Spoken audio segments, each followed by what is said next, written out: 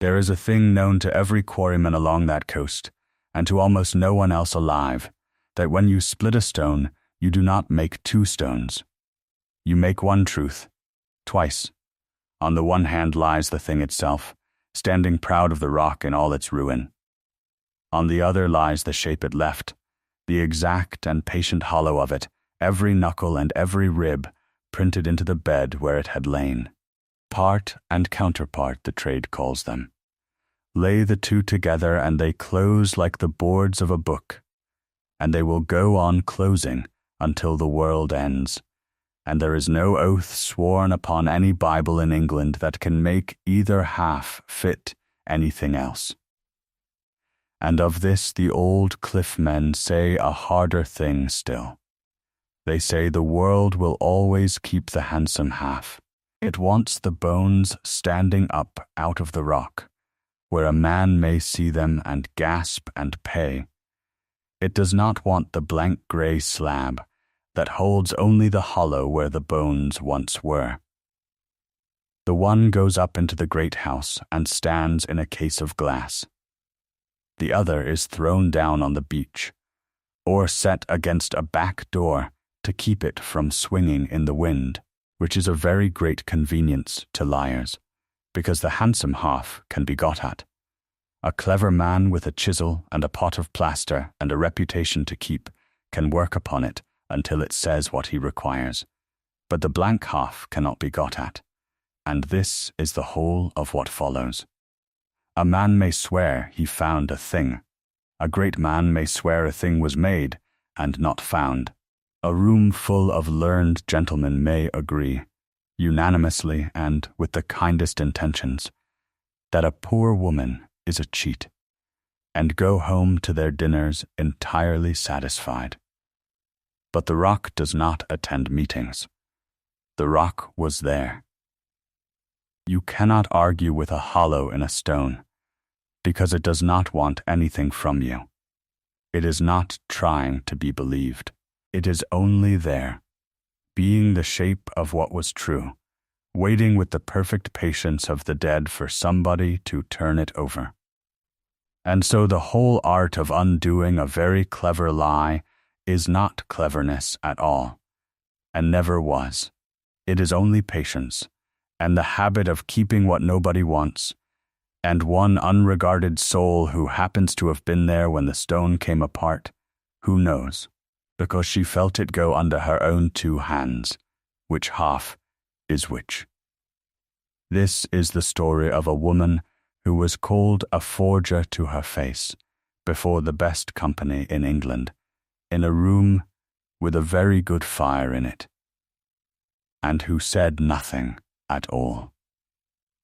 She said nothing, while a duke told her that she was a cheat. She said nothing, while he voided the money that was to have kept her mother alive through the winter, and told her, in the level and perfectly courteous voice of a man who has decided not to be made a fool of a second time, that she was never again to set her foot upon his land. She said nothing when they wrote her down in the London papers as the wash-house Prometheus. She said nothing for 11 months, and went on selling small, honest things off aboard by the shore road to people who came chiefly to look at her, and she let the whole county say what it liked. She said nothing because she had worked out, in the half-second while he was still speaking, exactly what would happen to the other half of the stone if she mentioned that it existed. It was in her wash-house. It had been there 2 years, a flat grey slab about the length of a man, propped against the back door to hold it steady in the sea wind, because it was too heavy to move twice and too worthless to sell. Every dealer who had ever come down that road had looked at it and looked away. It had no bones in it. It had, if you troubled to lie down on the wet bricks and let the light come across it sideways, which nobody in the world had ever once done, the entire creature printed into it, whole, in the exact attitude in which it had died, and, along the last third of its tail, a bend. That bend is worth remembering. Nearly everything came down to it. In the end, she kept it because her father had taught her that you never in your life throw away the half that nobody wants, and because on the night she got it out of the cliff, she had lain on the beach in the rain beside the two halves of it with her hands bleeding, and understood, in a way she could not have said aloud, that she was looking at the only wholly honest object she would ever own. Her name was Kezia Marle. She was 30 years old. She was not a scholar, and had never been in a lecture room in her life, and could not have told you a word of Latin. She had been getting the ancient dead out of that cliff with her own hands since she was 9, in weather that made grown men turn back, and there was not a gentleman in England who knew a tenth of what she knew about the bed she had been born under. Cleve Regis was a grey town of some 900 souls, folded into a gap in the Dorset cliffs, where a small river came down to a shingle beach, and it lived on fish and on lime, and on the summer visitors who came to bathe. Behind it, running east for 3 miles to the point men called the Ledge, stood the cliff, a blue-black shale laid down in bands so level that a stranger seeing it from the water took it for masonry and asked who had built it. Nobody had built it. It had been put down in a slow, dark sea, in a quiet so long ago that the mind slid off the number, and in the 11th course up from the beach, in a bed no thicker than a man's hand, the sea had left its dead. The town's opinion of the cliff was that it killed people and occasionally paid. Both were true. It came down without warning after rain, in sheets of 100 tons, and had taken a dozen men in living memory. And it also, now and then, gave up something a gentleman would pay money for. And so there had always been 3 or 4 families in Cleve Regis who worked it, going out in the black of a winter morning after a storm to see what the night had brought down. The Marles had been such a family for 4 generations. Kezia's father, Ephraim Marle, was a stone mason by trade who had been half a curiosity man since boyhood, and who possessed, in a shabby waistcoat and with no schooling to speak of, one of the finest eyes on that coast. He could not read a page of print without moving his lips. He could read 3 miles of cliff like a man reading a familiar face. He was a slow, dry, unimpressed man who thought very little of gentlemen and less of hurry, and he had 2 convictions that he laid into his daughter the way he laid a course of stone, level without ornament, and expecting it to bear weight for 100 years. The first was that the stone does not lie and cannot be made to. Everything else in the world, Ephraim held, could be worked upon. A man's word could be bought or frightened. A witness could be mistaken in perfect good faith. A great name could be got by merit or by money, and once got was believed regardless of which. But a bed of shale had no interest in any of it. Whatever had happened had left its mark, and if you were patient and honest and prepared to be wet for a very long time, the mark would tell you the same thing on Tuesday as on Sunday, and would tell it to a duke and to a nobody in precisely the same tone of voice. The second was that you never throw away the half that nobody wants. When a block came out of the bed and parted along the bone, as it nearly always did, the stone splitting where the creature lay, as though it had been waiting an age to be opened at exactly that page, Ephraim kept both halves, and hauled the worthless one home, though it weighed as much as a man. Kezia asked him once, when she was 11 and carrying one end of a slab that was breaking her arms, why they must always drag home the half that nobody would ever buy. And her father put his end down in the shingle, and got his breath, and said the thing she was to remember for the rest of her life. He said, the one they buy tells them what it looks like. The other one tells you what it was. Never you give a man both halves at once, Kez. Give him the pretty one. Keep the true one. Then it doesn't matter what he says about it afterwards. Then he picked up his end, and they went on up the beach in the rain.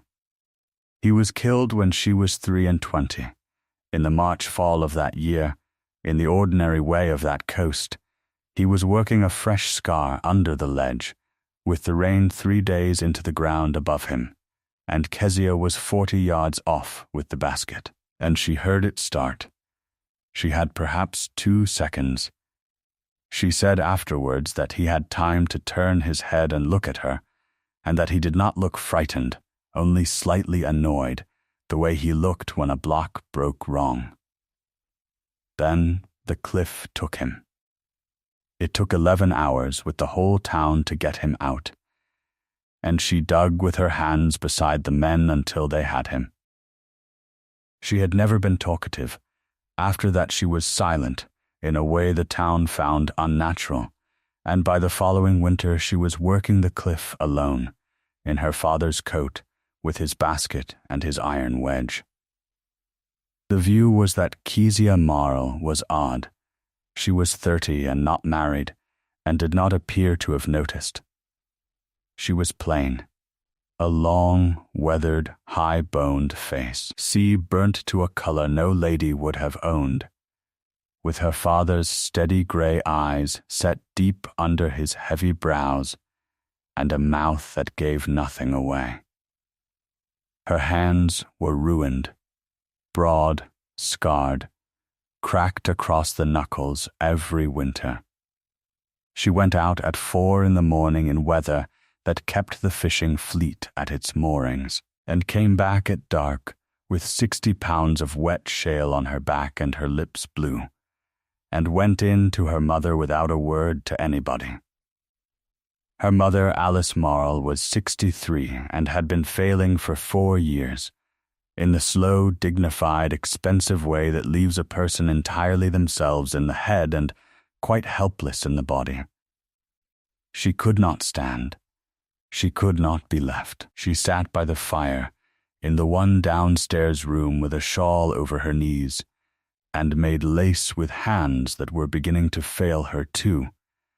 And she was the wittiest person in Cleve Regis, and could make her silent daughter laugh out loud, which nobody else in the world could do.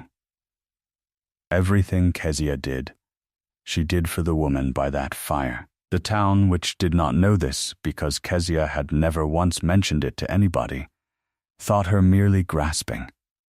And she had the trade. That was the thing the town would have had to lie down on the wet bricks and turn its head to see, and never did. She knew the bed, her bed, the hand's breadth of blue-black shale 11 courses up that held the dead, the way a housekeeper knows a linen press. She could tell a bone from a stone at 40 feet in bad light by the way the wet came off it. She could split a block along the plane of a creature she could not yet see and be right, 4 times in 5. She had taken out, over 17 years, some 900 specimens and prepared them herself at a bench, with a needle and a lamp, in a way that 4 of the best men in London could not have equaled. She did not know a word of Latin for any of it. She called the big ones sea dragons, as her father had, and as the coast had for 200 years. Gentlemen came down in the summer in good coats and bought them for 8 or 9 pounds and took them away and wrote about them, and she sold them and thanked them and went back to the cliff. She had never in her life been asked a question by any of them that was not really a question about the price. The cliff belonged, from the town's east wall to the ledge and 2 miles inland, to Gabriel Anstey, 9th Duke of Stanmere, whose house stood on the hill above it in 90 acres of park, with its long front to the sea. He was 36, and he was cold. That was the county's word for him, and it was not quite the right one, but the county was not going to be got to look any closer. He was tall, dark, exactly dressed, exactly courteous, and shut, with a still face that gave a room nothing to work with.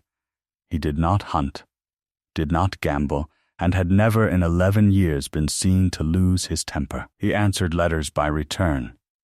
He paid his people to the day. Cleve Regis, which had been fed for a generation on the memory of his father, found him a great disappointment. He did nothing at all worth talking about. His father, the 8th Duke, had been the other thing entirely. Warm, loud, generous, credulous, beloved, and the greatest fool ever produced by that family in 600 years. He had been mad for the ancient earth. He had built a gallery for it, 140 feet of glass and mahogany along the sea front of the house, and filled it with the finest private collection in the west of England, and had believed absolutely every single thing that any well-spoken man in a good coat had ever told him about any of it. In the last year of his life, he had bought the Ocean Giant. It is not necessary to go over it. Everyone in England had gone over it at the time, with pictures. A charming, beautifully tailored gentleman with a Scotch name and a story about a peat bog had sold the 8th Duke of Stanmere for £9,000, the 9-foot skeleton of an antediluvian man, and the 8th Duke, who had never imagined that a person who dined at his table could be lying to him, had announced it to the world before letting a single competent man within 30 feet of it. It was ox and horse and a good deal of churchyard, and it came apart in a public room in London in under 4 minutes. And for 11 months, the print shops of the Strand had sold the picture of a fat, kindly, wild-eyed peer on his knees before a heap of bones, and under it the legend that followed the family into the next generation: His Grace is satisfied of its antiquity. He died of it, not directly, for men do not die of being laughed at, or the House of Lords would be a good deal emptier. He died 14 months later of an apoplexy, at 60, having in the meantime stopped answering letters, stopped going up to town, and stopped, in every way that mattered to the son who watched it, being present. Gabriel was 25. He had adored him. He had spent that year sitting with a broken man who could not be persuaded to come downstairs, because he believed correctly that everyone in England was laughing at him, and who said, more than once, "I only wanted it to be true, Gabriel. I only wanted it so much that I never asked." That is the whole of Gabriel Anstey, if you want him in one sentence, and it is the reason for everything he afterwards did wrong. He was not cold. He was terrified. He had watched credulity kill his father, and had drawn from it the only lesson a grieving young man of 25 could draw, and it was very nearly the right lesson, and it was going to cost a woman in Cleve Regis everything she had. He decided that he would never in his life be gulled. He would not want a thing to be true. He would never ever be the man on his knees in the print shop window. And then, because he was his father's son after all, he spent the next 11 years quietly and coldly and at very great expense, putting the collection back together, properly this time, with the intention of giving it to the nation. It was the only passion he had, and he would not have used the word. The thing he meant to do with his life, though he had never said it in that many words even to himself, was to make the name Stanmere mean, in the mouths of learned men, something other than a fat old man with a crook and a heap of ox bones. Kezia Marle had loved him quietly and hopelessly, and with no more expectation than she had of the moon, for 7 years. It had happened on the day of the fall. He had been 23 days into the dukedom, and had come down the cliff path in the rain, because it was his cliff and his tenant under it, and he had taken off his coat and gone into the shale with the rest of them, and worked 9 hours in the wet with his hands, and had been the man who reached Ephraim Marle first, and had gone down on his knees in the mud with 100 people watching, and put his own coat over what was under there before he would let them lift it, so that the daughter should not see. He had sent, 3 days later, without any letter, and without his name on it, the money for the funeral and a year's rent, by the hand of a steward instructed to say that it was customary, which it was not. And then he had gone back up the hill and never mentioned it. She had thought about it every day of those 7 years, and had never told a soul. She was not a fool, and she was not romantic, and she would have been ashamed to be caught at it. She knew exactly what she was, a 30-year-old cliff woman, with ruined hands and one gown, who stood in the ledgers of the Stanmere estate as a licensed party, permitted to remove curiosities from the foreshore. It was not a hope, because she had never for one instant allowed it to be a hope. It was simply a fact about her, like the scar across her left thumb, that she carried about and did not mention. They had spoken in 7 years perhaps 40 times, and always across the trade. She would bring a thing up to the gallery door, and he would come and look at it, and ask 2 or 3 exact questions in that level voice, and pay her and thank her, and that was all. He had never once been unkind to her.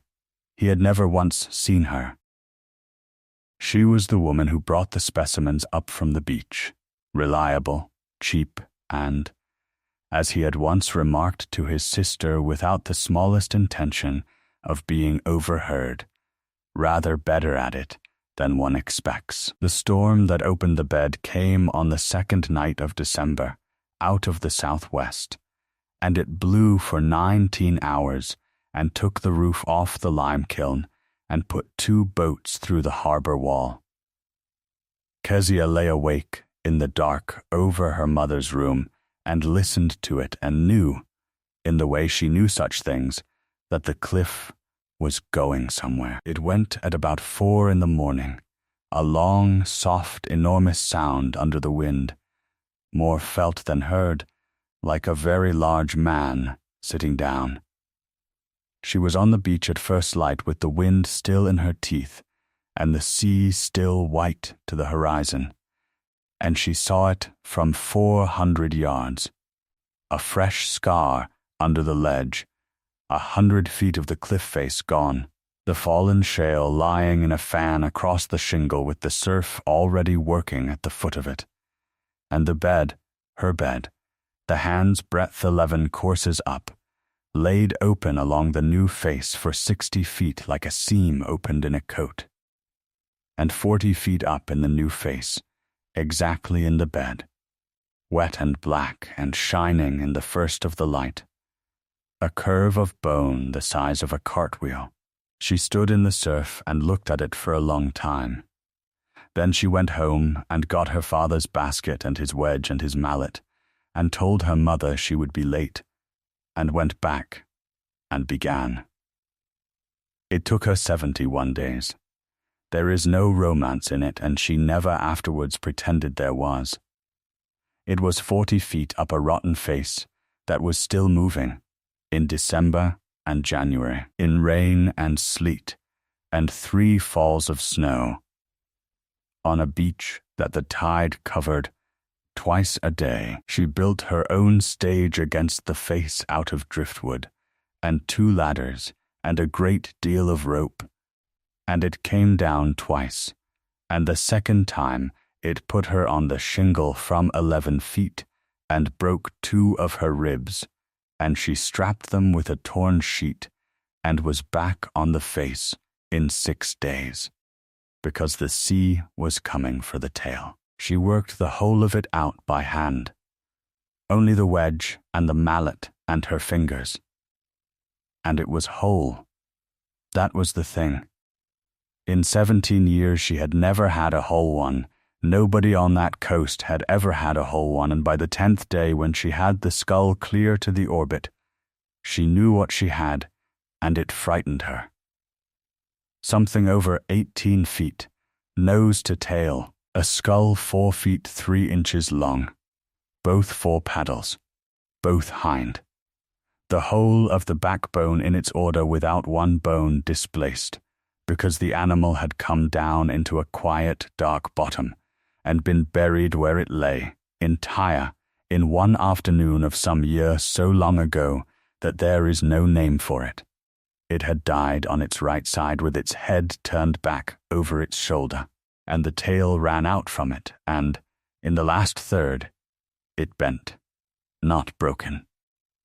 Bent, a smooth, deliberate downward kink through 6 of the vertebrae, the bones shortened, and wedge-shaped through the bend, as though the creature had been built with it. Her father had believed the bend was real, and had held to it for 30 years against every man who came down that road, and had gone into the shale, still holding to it. The gentleman said it was damage, that the beast was straight in life, and the tail had been broken after death by the weight of the rock, which is what a man says who has seen 4 tails.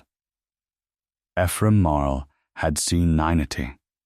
He said you did not get the same break in the same place in 90 animals, that these were not broken, but shaped, thicker on the underside, grown that way, and that it was not his business to know why. His business was to say what was there. On the 58th day she got the block free. It came out of the face at about 3 in the afternoon on a still gray day with the tide 4 hours down, in a piece 11 feet by 5 and better than a ton, and she brought it down on the stage on rollers with 2 men from the town she had paid out of money she did not have, and they set it on the shingle, and the men went home. And Kezia Marle knelt down alone on that beach in the last of the light with her father's wedge, and set it into the bed at the head, along the plain where the creature lay, and struck it once. It went like a book. She had spent her whole life splitting stone, and she had never felt anything like it, and never did again. The block did not break, it opened. A single long dry crack running away from her the whole 11 feet in about a second and a half, following the bone, because the bone was where the stone was weakest. Parting the bed exactly along the animal, as though the rock had been holding it out to her all that time and only waiting to be asked. In the upper half, the one they buy, the bones stood proud. The great skull with its ring of plates about the eye, the ribs, the paddles, the long tail with the bend in it, standing up out of the rock in the ordinary way, ready to be cleaned, wanting perhaps 200 hours at her bench with a needle before any gentleman would look twice at it. And in the lower half, the counterpart, the one nobody buys, was the other truth, not bones. The shape of bones, the whole animal printed into the bed it had lain in, hollow for hollow, in the exact attitude, every rib, every joint of every paddle, the 4-foot socket where the skull had been, the eye's ruined wheel, the sea lily stems that had drifted down across its throat, the one small ribbed shell against the 3rd rib, and the bend in the tail, the bend, printed, sitting in its own smooth hollow in undisturbed stone, with the bed running on unbroken above and below it, which is a thing that cannot happen to a tale that was straight when the rock closed over it. She got her lamp and lay down on the wet shingle in the dark with her ribs still strapped and her hands bleeding through the rag, and looked at the half that nobody wanted for a long time, and then she said, out loud, to nobody, on an empty beach, in the rain, there, then.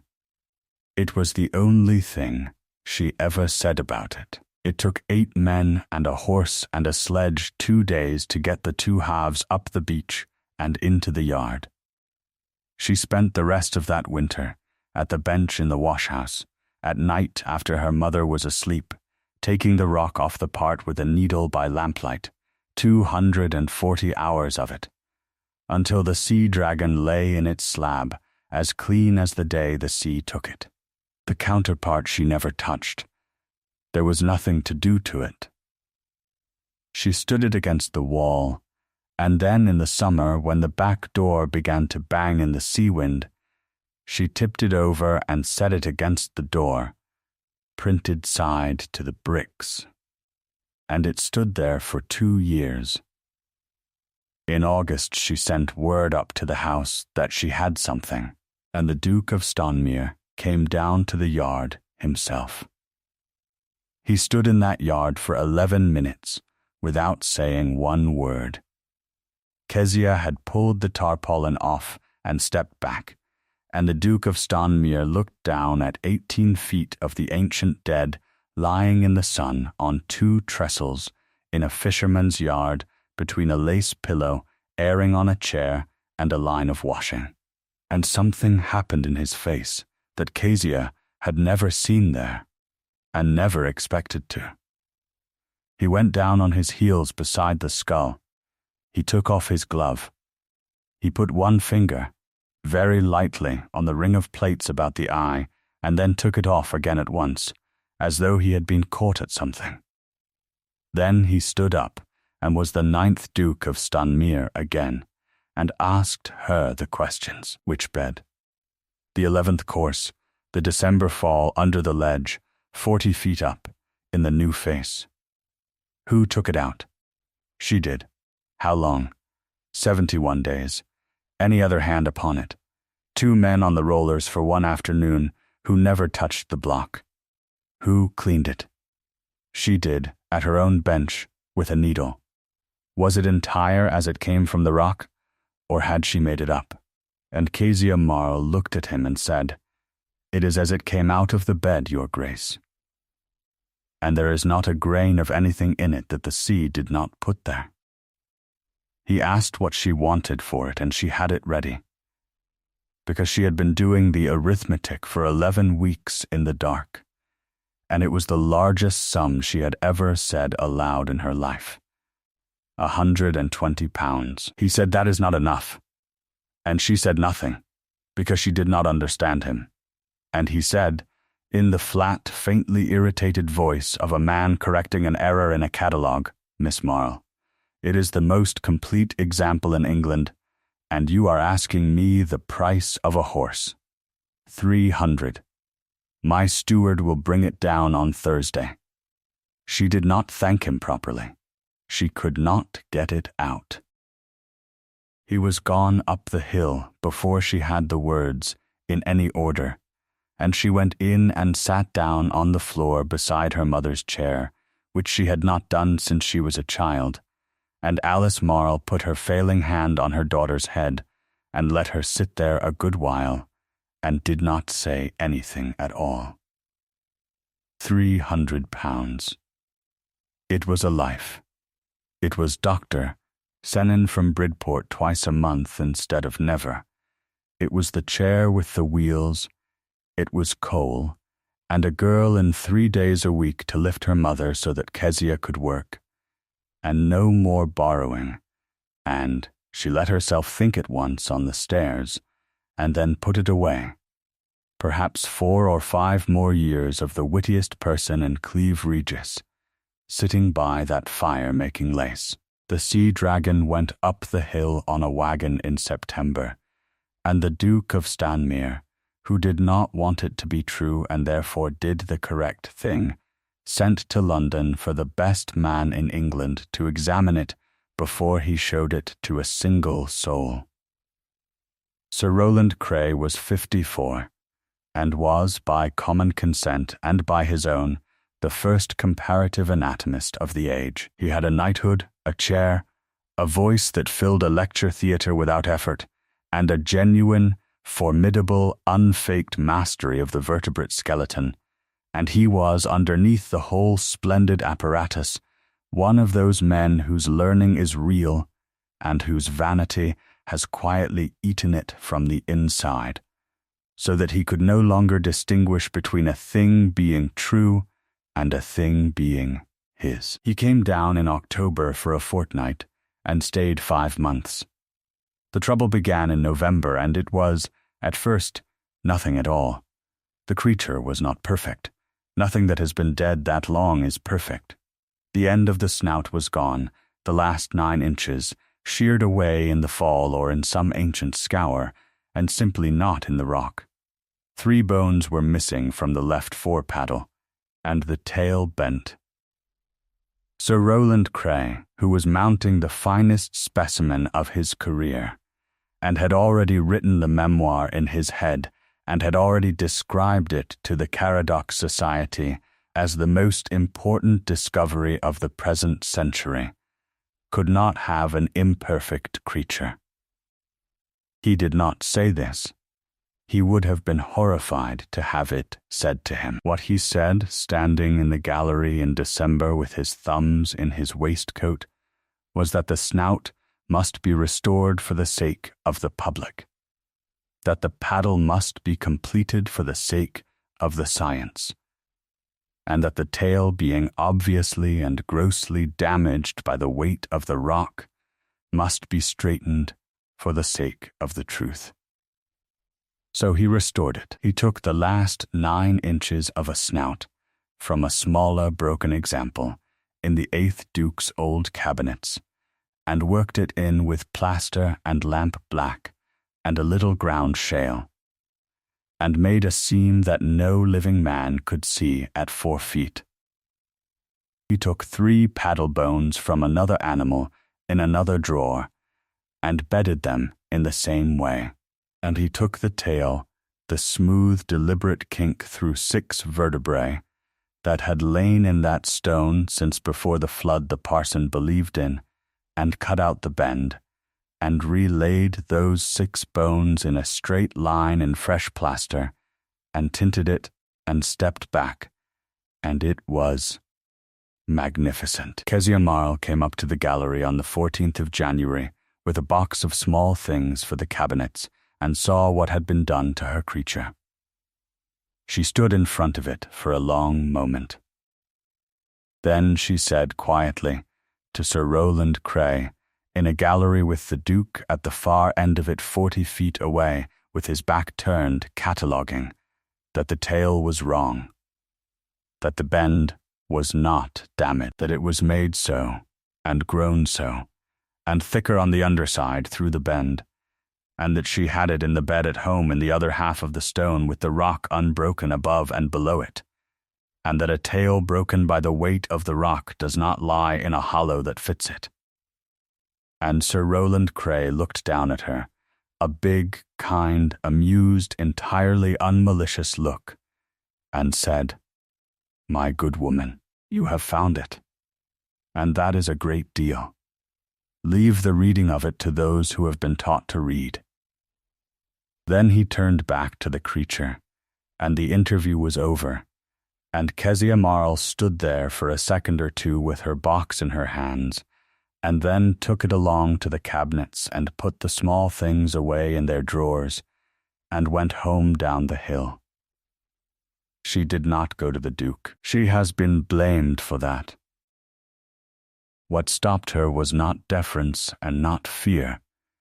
It was arithmetic. She was a cliff woman with a license to take curiosities off his foreshore. The other man was the first anatomist of the age, whom the Duke had brought down at enormous expense precisely because he did not trust his own judgment, and she was proposing to tell a man who had watched his father destroyed by wanting a thing to be true that the greatest authority in England was wrong about a tale. She knew exactly how that ends. She had watched it end that way her whole life. So she went home and got on with her work and said nothing, and the things she had said in the gallery in January. The bend is not damage. I have it in the other half of the stone. Lay in Sir Rowland Cray's memory all that winter like a splinter under a nail. The gallery at Stanmere was opened on the 11th of March, and it was the largest thing that had happened in that county in 20 years. The Caradoc Society came down from London, 39 of them, in 3 coaches. The bishop came. The Lord Lieutenant came. There were 4 newspaper men and a draughtsman making a plate for the magazine, and something over 200 people in 140 feet of glass and mahogany, with the March sea light coming in white along the whole front of it, and at the far end, on the wall, under a curtain 18 feet of the most complete sea dragon in England. The family sat in the front. The Dowager Duchess, Gabriel's mother, small and straight and 70, who had spent 11 years being the widow of the man in the print shop window, and had never once complained of it, sat in the middle with her stick, and his sister Lady Honora Anstey sat on her right. And the 9th Duke of Stanmere stood behind his mother's chair, and did not sit down at all, because he had discovered at about 11 o'clock that morning that he could not. Kezia Marle stood at the back, by the door, in her black stuff gown, with her cap in her hands. Nobody had invited her. The under-butler, who had known her father, had put his head out of the service door and jerked it at her, and said, "Get in, girl, stand there and say nothing." And she had gone in and stood against the panelling 40 feet behind the last row of chairs, and looked down the whole length of that bright room at the curtain. Sir Rowland Cray spoke for 50 minutes, and it was, everyone agreed, the finest thing they had ever heard.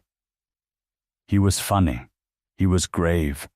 He took 200 people who did not know a vertebra from a vine leaf and made them understand, really understand, what it means that the world is old. And then he pulled the cord, and the curtain came down, and the whole room stood up. It was magnificent. It was 18 feet of black and shining death laid out in the sea light, with its head turned back over its shoulder, and its great eye ring staring at the ceiling. And it was, from where Kezia stood at the back, with her cap in her hands, a lie by 9 inches at the nose, by 3 bones in the left for paddle, and by the whole of its tail. He named it after himself. He did it beautifully, with a great show of reluctance, having arranged in advance for the president of the Caradoc Society to insist, and the room laughed and clapped, and the thing went into the literature of England that afternoon as Cray's Sea Dragon, and the plate in the magazine 6 weeks later said so under the picture. He thanked her. That is the part that people forget. In the middle of it, he put out his hand towards the back of the room and said that the specimen had been raised from the cliff by a woman of the town, one of those admirable creatures of the coast, and would she be so good as to let the company see her? And 200 faces turned round and looked at Kezia Marle standing against the panelling in her black gown, with her cap in her hands, and there was a warm ripple of applause, exactly the kind one gives a good dog, and she went the color of the sea and looked at the floor until they turned back. Dr. Amos Pethick was a Cornish surgeon of 61 with a bad leg and no manners whatever, who had been in the Caradoc Society since before Sir Rowland Cray had shaved, who had spent 30 years cutting up seals and porpoises in a shed at Penzance, and who was the only man in that room who had come down from London to look at the creature rather than at the company. He went up to it while everyone else was going in to the cold collation with a glass and was there a long while. At about 4:15 in a room with 4 newspaper men in it, Amos Pethick straightened up from the left fore paddle and said, in a flat Cornish voice that carried the whole 140 feet, "Roland, there's plaster in this beast." It went very quiet. He said it again, because he was not a subtle man. He said, "There's plaster in the paddle, and there's a seam at the nose I can put my thumbnail in, and the tail's been had at, I've seen 90 of these, and never one straight, and this one's straight, and the bones in it are the wrong shape for straight. What have you done to it?" And there was 1/2 second. Kezia saw it, because she was the only person in that room watching Sir Rowland Cray's face instead of the creature. 1/2 second in which the first anatomist of the age understood that he was going to be asked in front of the Caradoc Society and 4 newspapers why the greatest discovery of the century had been improved with a chisel, and understood that he could not say it, and turned. He turned, and he put out his hand towards the back of the room, and with the whole warmth of his enormous voice, and with an air of terrible, kindly, reluctant sorrow, Sir Rowland Cray said, "I have feared this. Gentlemen, you must understand what these coast people are. It came to me in that condition. She made it up." The room made a sound Kezia never forgot. He was very good. He had had all winter and a splinter under his nail, and he had it ready without ever having admitted to himself that he had it ready. He said the woman had had the creature alone in a wash-house for 2 years with a needle and a lamp and every opportunity in the world. He said she had £300 of his Grace's money for it. He said, and here he was clever, because it was true, that she had come to him in January and told him to his face that the tail should be left crooked, and that he saw now, God forgive him for a slow old fool, what she had been about. And then Gabriel Anstey came down the length of that gallery, through 200 people who got out of his way, and stopped in front of Kezia Marle at the back by the door, and looked at her. She had known him for 7 years, and she had never once seen his face like that. It was not angry. It was white and quite still and about 1,000 years old, and behind it, standing in the room as plainly as if he had walked in, was a fat, kindly old man on his knees in a print shop window with a shepherd's crook, and under him the legend, "His Grace is satisfied of its antiquity." He asked her one question. He asked it quietly and courteously, and in a voice that carried to every soul in the room because the room was not breathing. He said, "Miss Marle, is there plaster in that creature?" And Kezia Marle, who had spent 71 days getting it out of a face that was still moving, and had had her ribs broken by it, and had lain down on a beach in the rain beside it in the dark, and said there then, and who had never in her whole life told a lie about a stone, because her father had put it into her level, and without ornament, and expecting it to bear weight for 100 years, said, yes, that was the whole of it. That one word did it. The room broke like a wave. She had meant to say the rest. There were 11 more words, and she had them in her mouth, yes, and it was put there, in this room, by that man, in January. She got as far as the Y of the second yes, and the room took it away from her. 200 people all at once, and by the time there was any silence to say anything into, the thing had already happened, and she understood that he was not going to ask her the second question. He did not ask it. That is the whole of what he did. He did not roar at her, or have her taken up, or say one uncivil word. He never in the whole business said one uncivil word. He simply stopped at the first answer, because he had been waiting 11 years to be gulled, and here it was at last, arriving exactly on time. And so he did not ask the one further question that any honest man asks, which is, what plaster, and who put it there? His father had never asked because he wanted it to be true. His son did not ask because he wanted it to be false. And in the half-second while the room was still breaking, Kezia Marle looked past the Duke of Stanmere at Sir Roland Cray, who was already looking at her, who had gone quite still, who was waiting, with an interest that nothing else in that room could have accounted for, to hear what she would say next.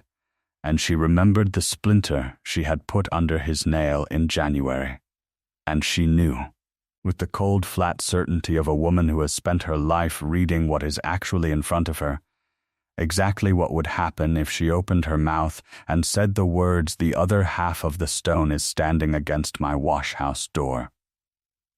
He knew where she lived. Everyone in that room knew where she lived. It was a wash-house at the bottom of a hill, with a door that did not lock, 400 yards from a sea that had been swallowing evidence since before there was any. It would be gone by morning, and then there would be nothing at all. So Kezia Marle shut her mouth. She stood there and let them do it.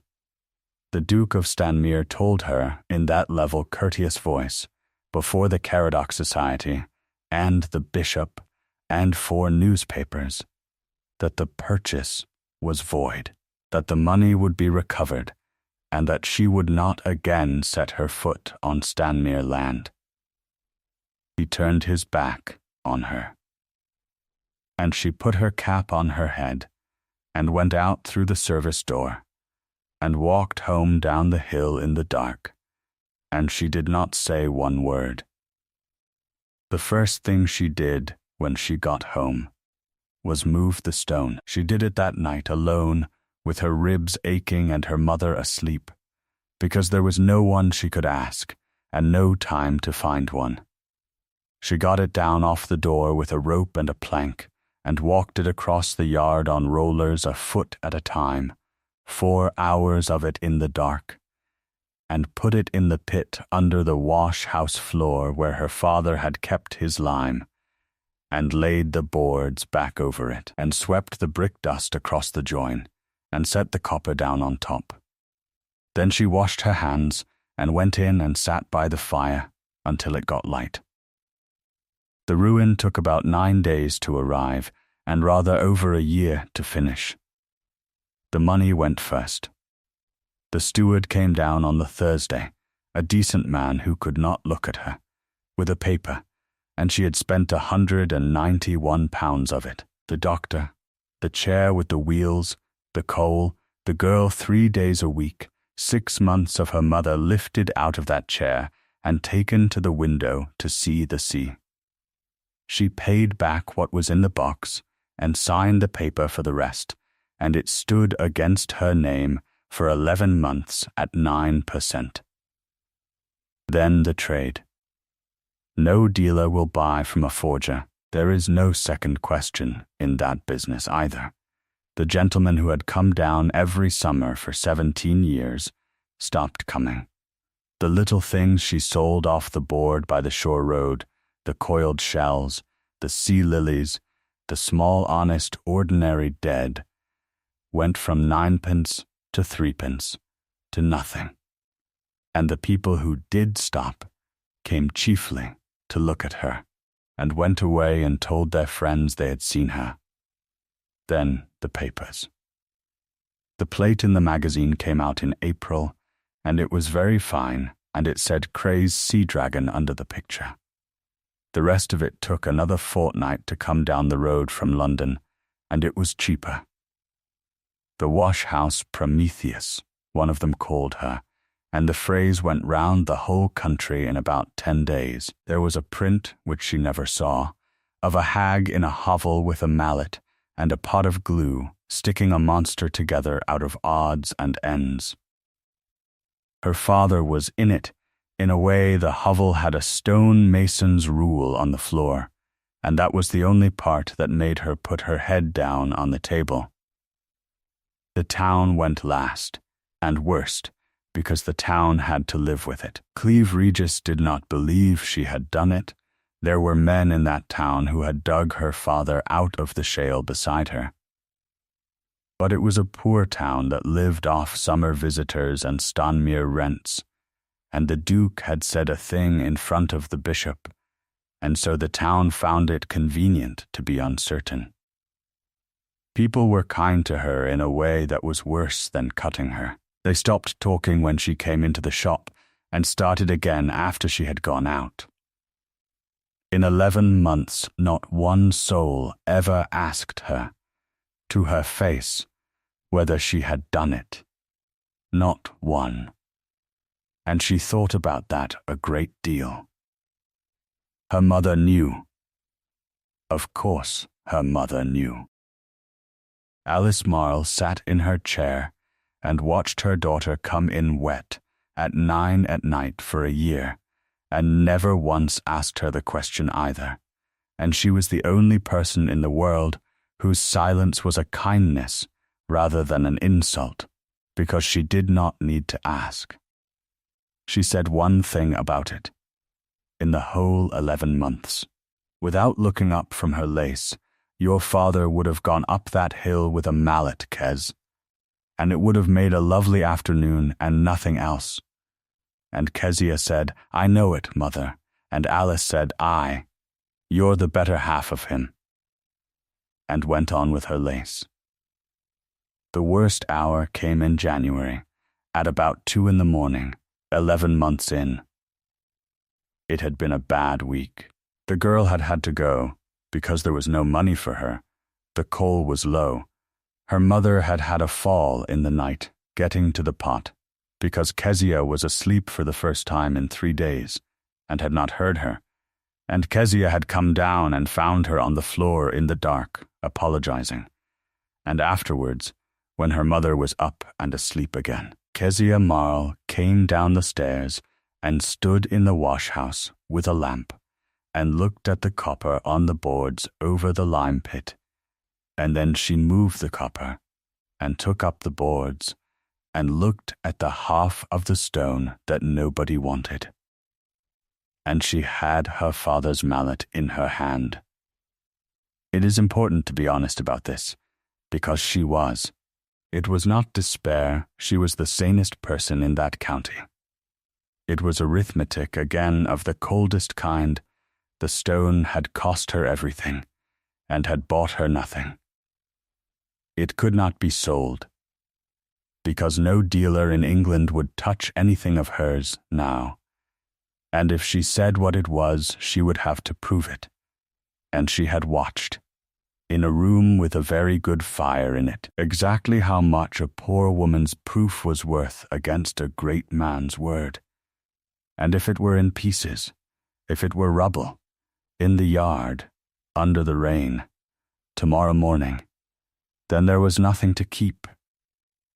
Then there was no reason on earth not to write to her aunt at Bristol, and take her mother inland, away from the sea and the damp that was killing her, and be a nobody in a city where no one had ever heard of a wash-house Prometheus, and let the whole thing go, and be free of it. She stood there a long time with the mallet in her hand.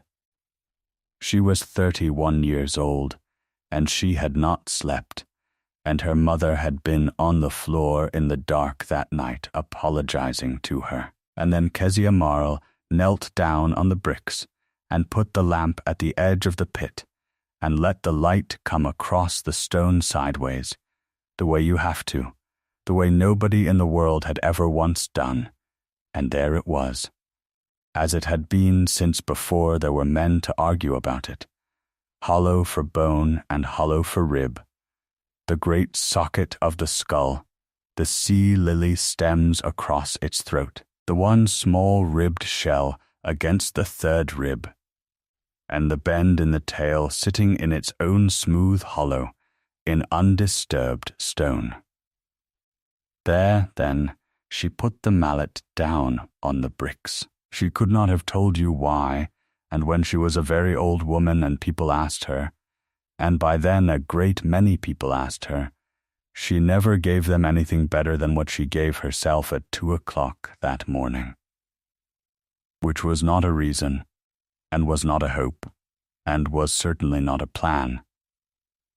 It was only this: it is the true one, and it is the only true one there is. And I was there when it came out of the bed, and I am the only living soul who knows which half is which. So she laid the boards back, and set the copper on them, and went up to bed. Meanwhile, up the hill, the thing would not lie down. It should have. Sir Rowland Cray had gone back to London in triumph in the spring, and been given a medal in the autumn, and the creature stayed on the wall at Stanmere with a card under it, and the whole affair ought to have closed over like water. It did not close, and the reason it did not close was that the 9th Duke of Stanmere was at bottom an exact man, and an exact man cannot be comfortable in a room with an inconsistency in it, however grand the authority that put it there. Amos Pethick would not let it alone. He was 61 and had no manners and nothing whatever to lose, and he had gone home to Penzance and written, and gone on writing, in a series of flat, ugly, unanswerable letters to the Caradoc Society and to 2 journals, that whatever the woman had or had not done, the creature now standing at Stanmere was a made-up animal, and that if the specimen had come to Sir Rowland Cray in a fraudulent condition, then the question the society ought to be asking was not what a fisherwoman had done in a wash-house, but why the first anatomist of the age had described, named, and published a creature for 5 months without once noticing. That was the sentence that did it. It went round London in a week, and by the following spring there were rather a lot of people who had begun to say the thing Cray had spent his whole career ensuring nobody would ever say about him, which was, how would he know?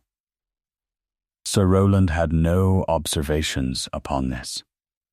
Sir Rowland, for the first time in 30 years, stopped answering, and the Duke of Stanmere, who had bought a creature to unmake his father's ridicule, and had instead put a second Ossian giant on the wall of the same gallery within a single generation, stood in front of it in the early mornings that year with his catalogue in his hand, and did not write anything in it. He held out for a long while. He had a great deal invested in the woman being a forger, everything in fact, and he was perfectly aware of it, and it made him more careful rather than less, which is the tragedy of exact men. He went back over it 100 times, and every time it left the same splinter, and the splinter was not the tail, and not the plaster, and not Pethick. It was this: she had said yes. He could not get round it. He had gone back over that half-second in a bright room 1,000 times, and every single time he came to the same thing, a woman had answered the only question she was asked, immediately, in one word, against her own interest, in front of 200 people, when the whole of her life depended on saying no, and he had taken that for a confession, and then he had turned his back. He came down the hill in April, in the rain, alone, on foot, and knocked on the door of a cottage at the bottom of it.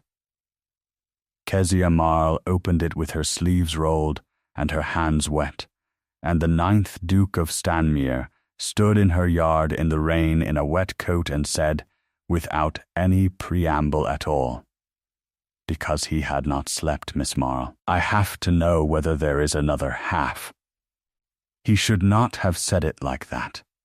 He knew it the instant it was out.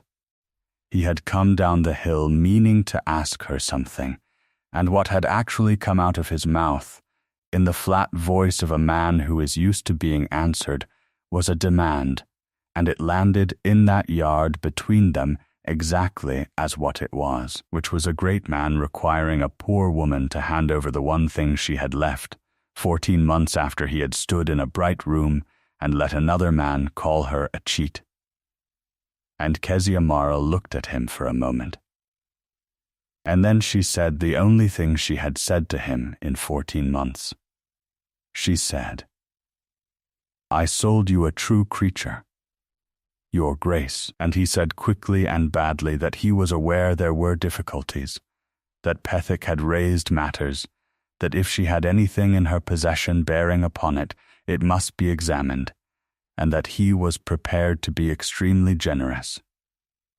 And she said, I have nothing else to say to you. And she shut the door.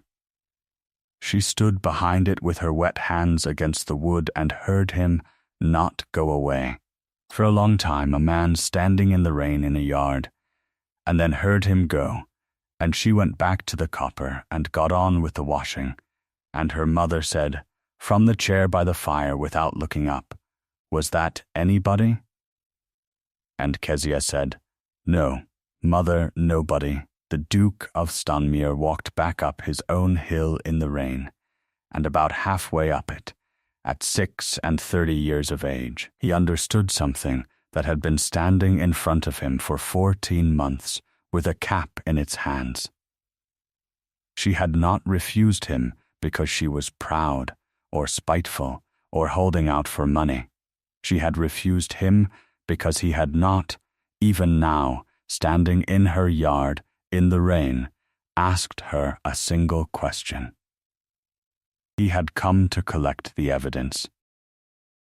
It had not once entered his head to ask the woman what had happened, and it had not entered his head because in 14 months he had never once considered that she might simply be telling the truth and know more than he did. His father had wanted a thing to be true and had never asked. He had wanted a thing to be false and had never asked. They had not been opposite men at all. They had been the same man twice, and both of them had been standing in a room with the truth in it, and neither of them had troubled to turn it over and let the light come across it sideways. He came back in May, and he came differently. He came on foot again, and alone, and he stood in the yard in the sun with his hat in his hands, a thing Kezia had never seen a gentleman do at that door in her life, and when she opened it he did not say one word about the stone. He said, Miss Marle, 14 months ago I asked you whether there was plaster in that creature, and you said yes, and I turned my back on you. I have come to ask you the other question. What plaster, and who put it there? And then he stopped talking, and stood in her yard and waited. It was, in the end, the only thing that would have done it, and he had had to be brought down a very long way to find it. Kezia Marle stood in the doorway with her hands in her apron and looked at him for a long moment, at his hat in his hands and his face, which was not 1,000 years old any more, only tired, and then she stood back from the door and said, You'd best come through. And take your coat off, Your Grace. You'll want it off. She did not tell him. That was the whole of her method, and she had it from her father. Never give a man both halves at once. She took him into the wash-house and gave him the crowbar and told him to shift the copper. And the 9th Duke of Stanmere shifted the copper. She had him take up the boards himself. She stood back with her arms folded and let him do it, and did not help, and did not explain, and let him look down into a lime pit at a flat grey slab lying in the dark with nothing whatever on it. He said after a moment, in a careful voice, "There is nothing in it." And Kezia Marle said, "No. Get down."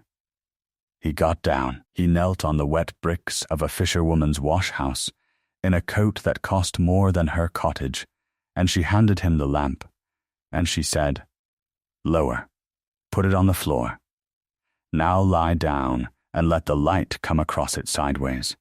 And the Duke of Stanmere lay down on his side on the bricks with a lamp on the floor, and the light went across 11 feet of blank grey stone at a hand's breadth, and the ancient dead stood up out of it. He did not say anything for a very long time. She let him alone. She had been waiting 14 months, and she found she was in no hurry at all. Then she began, and she never once told him a single thing. She only asked him. She said, "How long is the snout on your creature, your grace?"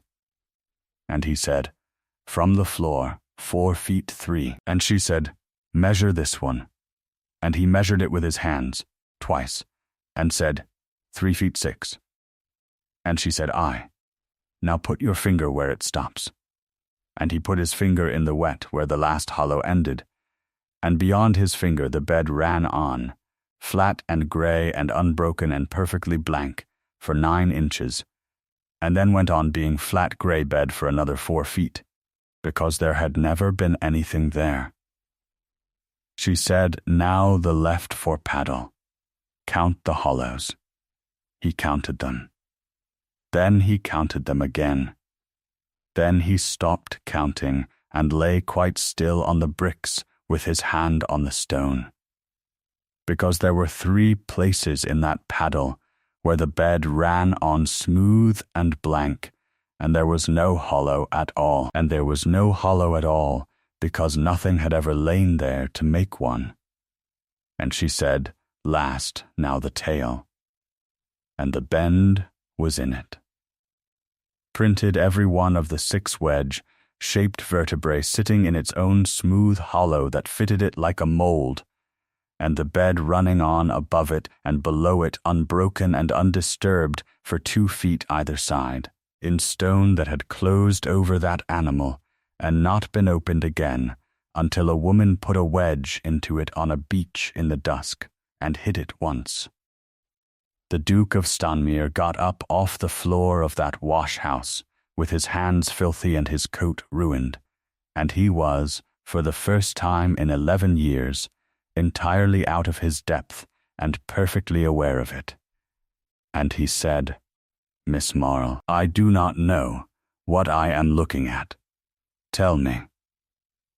And Kezia Marle told him. It took her about 90 seconds, because it was not complicated. It had never once been complicated. It had been sitting under a floor for 14 months, being exactly what it was. She said, "It come out of the bed whole, and it come out of the bed short. The nose was gone before there were men on this earth. The 3 bones were gone the same. The stone knows it, because there's nowhere for them to have been. What's on your wall has got a nose on it and 3 bones in it that were never in that rock, so somebody put them there after that block left the cliff, and it were not me. And the tail is bent, your grace, and it were always bent, and it is bent in that stone under your hand. Somebody straightened it. Ask that man who it was that told him to leave it crooked. And then ask him why he told 200 people that himself, in your own gallery, in March, with the newspapers in the room. The Caradoc Society was reconvened at Stanmere on the 19th of June, And it was the same room, and very nearly the same people, and the sea light came in white along the whole 140 feet of it exactly as it had before. Kezia Marle did not stand at the back by the door. She had been sent a carriage, which she had sent away, and had walked up the hill in her black stuff gown, and there was a chair for her at the front, and she sat in it, and Amos Pethick sat next to her with his bad leg out in front of him, and said without preliminaries that she was a damned discourteous woman who did not answer her letters, and that he had brought his glass. The great family sat behind them. The dowager sat with her stick, and under a sheet on 2 trestles, in the middle of that bright room lay 11 feet of grey stone. Sir Rowland Cray came, because not coming was the one thing he could not do. And the Duke of Stanmere, before he let one hand touch that sheet, closed it. He did it standing, quietly, in 4 sentences, and every soul in that room understood at the 3rd that they were watching a man do to another man exactly what had been done to a woman in that room in March, and do it properly. He said, "Sir Rowland, you told this society in this room that the woman made the creature up. Before we uncover this stone, be so good as to tell the company precisely what she added, and how much. It will be printed here, and we shall all of us see it in a moment." And Sir Rowland Cray, who could not say, "I do not know," because "I do not know" was the abandonment of everything he had said for 15 months, and of the medal in his pocket, who had never once in his life imagined that the blank half of a stone was anything but rubbish, and who was therefore standing in a room in front of the Caradoc Society being asked to prove that he was not a fraud by demonstrating that he knew to the inch the dimensions of a forgery committed by somebody else, drew himself up, and said in that magnificent voice, 9 inches of the snout, "Sir, and 3 bones of the left fore paddle, and the whole of the tail." Then they took the sheet off. He had said 9 inches, and there were 9 inches of blank bed. He had said 3 bones, and there were 3 empty places. He had never examined the counterpart. He had never known it existed. He had described to the inch and to the bone additions that were invisible in the mounted specimen, that he had himself pronounced perfect, and named after himself, and published to Europe for 5 months without a word, and the only way in the world a man could know those numbers was to have been the man who made them. Nobody had to say it. 200 people worked it out at once, in a silence Kezia Marle said afterwards was the loudest thing she had ever heard in her life. The Duke of Stanmere said the 4th sentence anyway, because it wanted saying, and because he had been 14 months learning to say it. He said, "Either you detected those additions and concealed them for 5 months while you named the animal for yourself, or you made them. There is no 3rd way, and I do not much care which it was. But you will not, in this house again, take the truth from a woman's mouth and use it to hang her." Sir Rowland Cray left that room, and that county, and in 18 months the science of England had closed over him as though he had never been in it. It was not done cruelly. It was done the way such things are always done.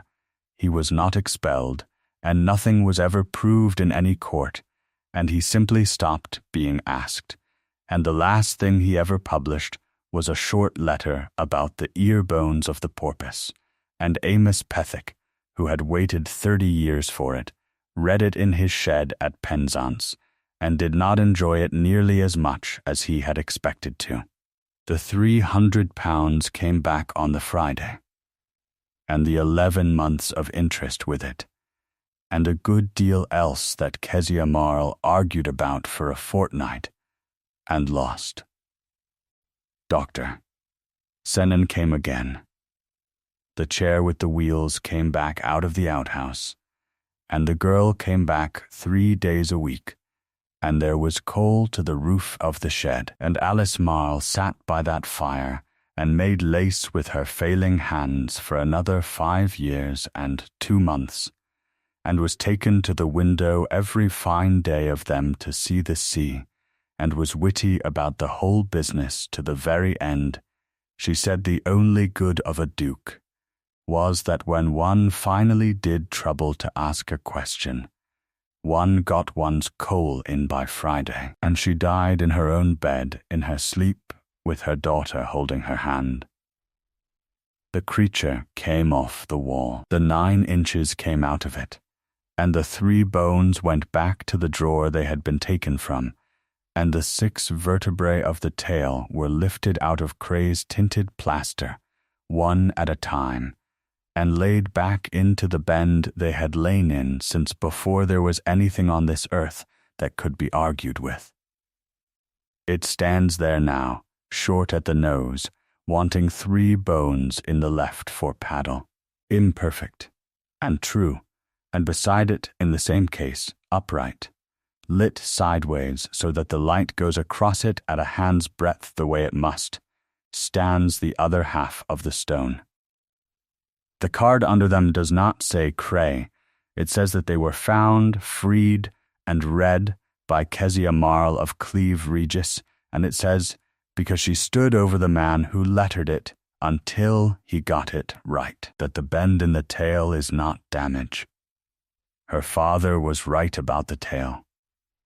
It took another 30 years and better men than Cray to work out why, and Kezia lived to see it. They were made so.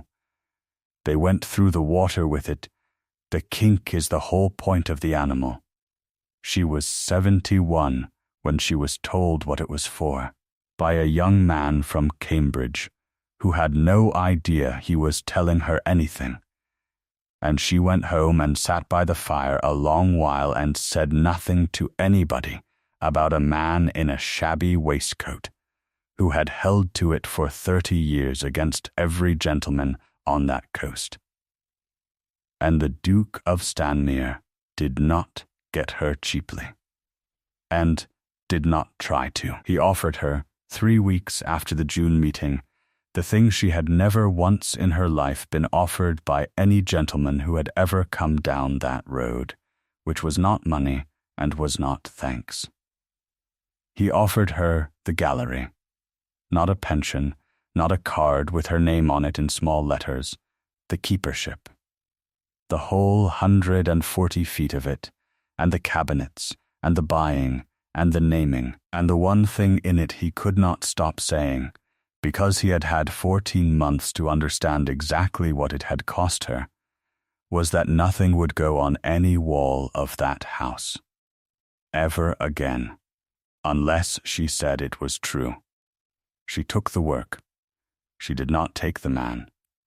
She was quite clear about it, and she said it once, in the gallery, in July, and never had to say it again, that he had turned his back on her in that room in front of 200 people, and that his asking her the second question a year and 2 months late was a fine thing in him and did not undo it, and that she would keep his collection honest for him because the collection had done nothing wrong, and he might leave the rest of it alone. And he left it alone. That is the whole of what there is to say about the next 2 years, and it is more to his credit than anything else he ever did. He worked beside her in that gallery most mornings in his shirt-sleeves, and she contradicted him, flatly, in front of his own people, in the broadest Dorset at least once a week, which no living soul had done to him since he was 25, and he found, to his astonishment, that being contradicted by somebody who was usually right was not the humiliation he had spent 11 years dreading. It was a relief. He asked her in the September of the second year, in the gallery beside the case, and he did it in the only way that could possibly have worked, which was without a single word about rank, or gratitude, or making anything up to her. He said he had spent 11 years trying to be a man who could not be gulled, and had succeeded, and had discovered that a man who cannot be gulled and a man who cannot be told anything are the same man, and that she was the only person he had ever met who did not want him to believe her, only to look, and that he had been in love with her since a wet afternoon in a wash-house when she told him to lie down on the floor, and she was to say no if she meant no, and he would not ask again. She said, "Get down on that floor and look at a thing before you say another word." And he got down on the floor of his own gallery in his shirt sleeves and looked, and it was the counterpart, and she had turned it in the case and lit it sideways, and low in the corner of that blank grey half, where no one had ever looked, because no one ever looks at the half that nobody wants, was a small ribbed shell that had come to rest against a rib for an age of the world. And she said, from behind him, in a voice he had not heard out of her before, "It's the true one, Gabriel. It's the only true one there is." Now ask me again. The counties said what counties say. They were married in the November in the church at Cleve Regis, and the print shops of the Strand had one more afternoon at the expense of the House of Stanmere, and then, finding that nobody in that house minded in the least, gave it up, and there are people to this day who will tell you that the 9th Duke married his wash-house Prometheus, and that it was the strangest thing ever done in that family, which, considering the 8th Duke and the Ocean giant, it was not. She kept her father's iron wedge in her work-box to the end of her life, worn smooth in the middle where his hand had been, and she took it out and turned it over in her fingers on the days when nothing would come right. And in the case in that gallery side by side, where they have been ever since, the two halves of one stone, the handsome one that the world wanted, that could be improved, and was, and the blank one that nobody wanted, that was thrown out to propador, and could not be got at by any man alive, and was the only thing in that whole bright and learned and titled and perfectly certain company that had been telling the plain truth the entire time. And so, whenever it happened afterwards, and it happened still, and it will happen tomorrow, that a warm voice was believed against a plain one, or a famous man's certainty was preferred to a poor woman's knowledge, or somebody in a bright room asked the first question and had not the courage to ask the second, there was a woman in that county who could tell you exactly what it costs to keep a thing that nobody wants, and exactly what it is worth on the day they finally turn it over and let the light come across it sideways. Because Kezia Marle had been there when the stone came apart, and had known which half was which, and had never once in her whole life said a word about a stone that was not so, and it made hers the half that told the truth. Thank you for listening to the story all the way to the end. Please tell us which city you are watching from, and what this story made you feel. And if it moved you, consider subscribing softly, so you won't miss the next one.